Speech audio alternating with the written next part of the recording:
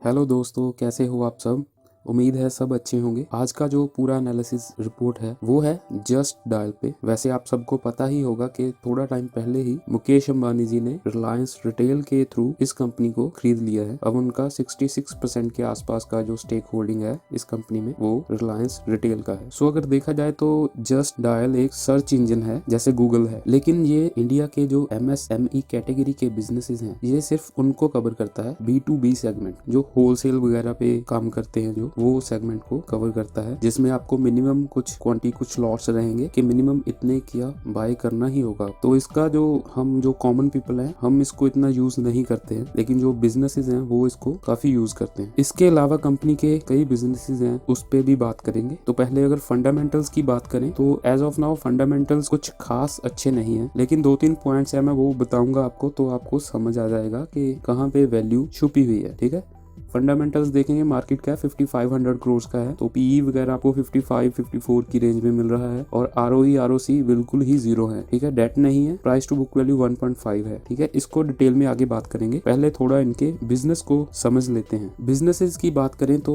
जो first business है इनका, जो मेन बिजनेस है वो है जेडी ओमनी। इसमें क्या है, जे दूसरे लोगों के लिए उनके बिजनेसेस के लिए वेबसाइट बनाते हैं, उनको मतलब ऑफलाइन टू ऑनलाइन ट्रांसफॉर्मेशन में हेल्प करते हैं। उनके लिए वेबसाइट बनाते हैं, उनको सॉफ्टवेयर वगैरह प्रोवाइड करते हैं जिससे वो सेल परचेज कर सकते हैं, वो अपने इन्वेंट्री को मैनेज कर सकते हैं। मतलब एक बिजनेस चलाने के लिए जो सॉफ्टवेयर वगैरह चाहिए होते हैं, मैनेज करने के लिए जो रिक्वायरमेंट होती है वो चीज प्रोवाइड करते हैं। ये इनका मेन बिजनेस है, ये प्रॉफिटेबल बिजनेस है, इसमें से इनको कैश आता है, प्रॉफिट आता है मेन। इसके अलावा ये एक जेडी मार्ट करके इन्होंने 2021 में नया बिजनेस स्टार्ट किया था। जैसे फ्लिपकार्ट और अमेजोन है ना, ये सेम वैसा ही है, लेकिन ये सिर्फ अभी B2B सेगमेंट में है। ठीक है, रिटेल के लिए नहीं है ये अभी, आगे चलकर हो सकता है ये रिटेल के लिए भी इसको ओपन कर दें। ठीक है, एज ऑफ नाउ ये अमेजोन और फ्लिपकार्ट की तरह ही है, और वैसे ही ये उनको चार्ज भी करते हैं, मतलब ट्रांजैक्शन वगैरह पे इनको कुछ हिस्सा आता है एज अ प्रॉफिट। इसके बाद इनका एक जेडी पे करके है, मतलब कैशलेस ट्रांजैक्शन होती है, उसके लिए है इनके सॉफ्टवेयर, ये भी ये बिजनेसेस को प्रोवाइड करते हैं। इसके बाद आता है एक जेडी एक्सपर्ट। इसमें जो ऑन डिमांड सर्विसेज हैं, जैसे घर पे कोई AC की सर्विस है या कोई और डिवाइस है वो खराब हो चुका है उसकी सर्विस है, या कोई ब्यूटी सर्विस है, मतलब जो घर पे आकर मैकेनिक या सर्विस प्रोवाइडर कर सकता है ना, ठीक वो काम ऐसी सर्विसेज प्रोवाइड करते हैं। इसमें भी जो लोकल प्लेयर्स हैं वो इनकी वेबसाइट पे अपना बिजनेस लिस्ट करवाते हैं, और उसी के थ्रू इनको मतलब यूजर कंज्यूमर अपॉइंटमेंट वगैरह बुक करते हैं। इसके बाद एक और बिजनेस है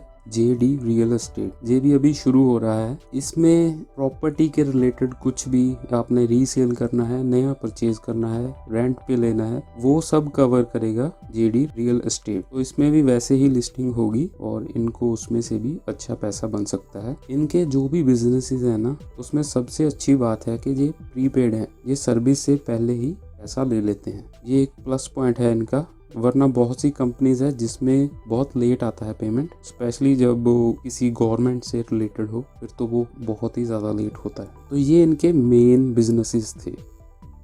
अब एक बात और समझते हैं जो फंडामेंटली इसमें देखने मिल रही है। सपोज करो आप मार्केट में जाते हो और एक 100 रुपीज़ का ना एक वॉलेट लेते हो, पर्स बाय करते हो आप 100 रुपीज़ का। आपने वो बाय किया, जब आपने उसको खोला ओपन किया, उसमें से 60 रुपीज़ आपको कैश भी निकल आया। तो अगर अब आप उसको नेट निकालोगे तो आपने सिर्फ 40 रुपीज़ में वो वॉलेट ले लिया है। सेम हो रहा है इस कंपनी में। इसका जो मार्केट कैप है वो 5500 रुपीज़ का है, लेकिन 3900 करोड़ कंपनी के पास कैश है। मतलब कि नेट ये सारा जो बिजनेस मिल रहा है, जो भी ब्रांड वैल्यू है इसकी, जो भी इतना बड़ा नेटवर्क है इनका, वो सारा हमें ना 1500 करोड़ मार्केट कैप में मिल रहा है। तो ये चीज इसको एक तरह से अंडर वैल्यूड बनाती है बिजनेस को। आगे जाकर ये इसको कैसे यूज करते हैं वो बड़ी बात होगी, उसी पे सारा स्टॉक का जो रिटर्न होगा, आगे का मूव होगा, वो उसी पे डिपेंड करेगा। अभी इनके बिजनेसेस को अंबानी, मुकेश अंबानी जी भी क्लोजली फॉलो करेंगे, वो भी निगाह रखेंगे। शायद जो जियो की एप्स है ना, उनमें भी जो जस्ट डायल है उसको इंक्लूड कर दिया जाएगा, किसी न किसी तरह से लिंक किया जाएगा उनके साथ। जो आरओई आरओसी हमें जीरो दिख रहे हैं ना, 0 पॉइंट जहाँ नेगेटिव ही दिख रहे हैं, वो इसी कैश की वजह से हैं। जो कैश पड़ा है ना ऑलमोस्ट 4000 करोड़ का, उसी के चलते इनका जो ROE ROCE है वो काफ़ी कम दिखेगा। तो पेपर पे ये कंपनी बहुत ख़राब दिखेगी, लेकिन अंदर से जो फंडामेंटल्स और बिजनेस चल रहे हैं वो काफ़ी अच्छे हैं। ठीक है। दूसरा, इनके पास पाइपलाइन में कुछ प्रोडक्ट्स हैं अभी जो ये आगे लॉन्च करेंगे, तो उसके लिए भी ये मनी है जो काफ़ी इम्पोर्टेंट हो जाएगा इनके लिए। तभी इन्होंने ये किसी तरह से बाय बैक, जहाँ अगर हम कुछ भी कहें, जहाँ डिविडेंड वगैरह वो नहीं दिया है। वो इसीलिए नहीं दिया है कि जो प्रोडक्ट्स आगे जाकर वो लॉन्च करेंगे ना, उनको इस कैश से हेल्प होगी, सपोर्ट मिलेगी। अगर एडवर्टाइजमेंट करनी होगी उनकी, जहाँ कोई नया ब्रांड भी आपने मार्केट में एस्टैब्लिश करना है, तो उसको काफ़ी स्टार्टिंग में काफ़ी कैश चाहिए उसके लिए आपको। तो उसी के लिए इन्होंने ये कैश अपने पास रखा है। तो अब तो इनके पास बड़े बिजनेसमैन की एक सपोर्ट होगी, एक गाइडेंस मिलेगी उनसे, तो होप ये कैश भी ये अच्छे से यूज़ करेंगे। और जो इनकी PE रेशो हमें 55 के आसपास दिख रही है, वो इसलिए है क्योंकि कोविड के बाद जो हमारी कंट्री का MSME सेक्टर है ना, वो काफ़ी हर्ट हुआ है। तो वो लोग जो इनके कस्टमर्स हैं वो थोड़ा कम खर्च करने लगे थे। तो इन्होंने अपने बिजनेस में काफ़ी चेंजेस भी किए हैं। जैसे पहले ये अपना पैकेज देते थे वो ईयरली होता था, इन्होंने अब उसको मंथली बेसिस पे भी पेमेंट लेनी शुरू कर दी है। वो दोबारा ट्रैक पे आ रहा है इनका मेन बिजनेस। वो जैसे ही वो अपनी फुल स्ट्रेंथ पे काम करने लगेगा, ये PE वैल्यूएशन हमें एग्जैक्ट वैल्यू तब दिखेगी। जो MSME सेक्टर है, ये हमारी GDP है जो, उसका ऑलमोस्ट 30% कवर करता है MSME, और जो हमारे एक्सपोर्ट्स हैं उसमें से 40% इसी सेगमेंट से हैं। तो देश को मतलब बनाने के लिए ना बड़ा, ये सेगमेंट काफ़ी ज़रूरी है, और गवर्नमेंट भी इसके लिए डिफरेंट जो स्कीम्स लाती रहती है, वो उसको काफ़ी सपोर्ट करती है। कोई भी देश हो वो MSME को सपोर्ट करेगा ही। तो मतलब इनका काफ़ी अच्छे सेगमेंट में बिजनेस है, और काफ़ी अच्छा बिजनेस है। ऐसा नहीं है कोई लॉस मेकिंग कंपनी नहीं है, काफ़ी टाइम से प्रॉफिट में है। थोड़े टाइम के लिए इनके जो प्रॉफिट्स हैं वो कम हुए हैं, लेकिन बहुत जल्दी ट्रैक पे आ रहे हैं। रिकवरी का जो खेल है वो शुरू हो चुका है।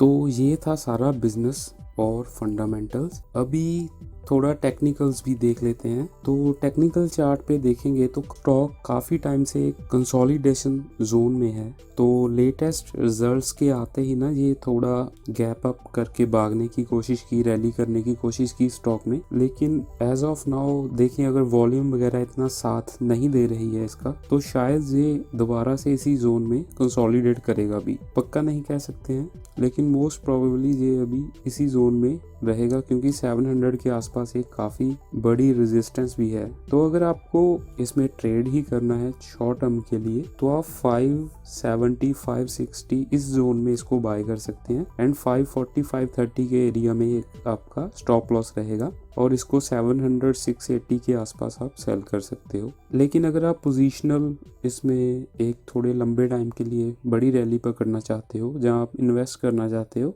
तो आप इसमें थोड़ा इन्वेस्टमेंट अभी कर सकते हो, क्योंकि इसके जो टारगेट्स रहेंगे वो 900 एंड 1100 की रेंज में ये दो टारगेट्स रहेंगे। अभी हो सकता है ये वापस दोबारा नीचे आए। मेन पॉइंट 700 के आसपास की जो रेजिस्टेंस है, जब ये वो क्लियर कर देगा तब इसमें रैली देखने मिल सकती है। 900 और 1100 ये दोनों टारगेट रहेंगे। वीकली चार्ट पे भी अगर देखते हैं, हो सकता है ये अभी इसी जोन में जिसमें ये कंसोलिडेट कर रहा है इसी में रहे, क्योंकि जो मार्केट की कंडीशंस हैं वो भी ज़्यादा सपोर्टिव नहीं है इस वक्त।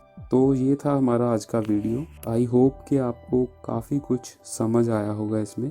कुछ ना समझ आया हो तो आप कमेंट में हमें ज़रूर बताएं, शायद मैं वहाँ पे आपको ज़्यादा क्लियर कर सकूं। और भी अगर किसी स्टॉक के बारे में आप ऐसी वीडियोस चाहते हैं तो हमें कमेंट करके ज़रूर बताएं। हम कोशिश करेंगे एज सून एज पॉसिबल वो वीडियो आप तक पहुँचाएँ। तो ऐसी ही और वीडियोस कंप्लीट एनालिसिस की हम लाते रहेंगे हमारे चैनल पे। हमारे साथ बने रहें। Thank you and good bye.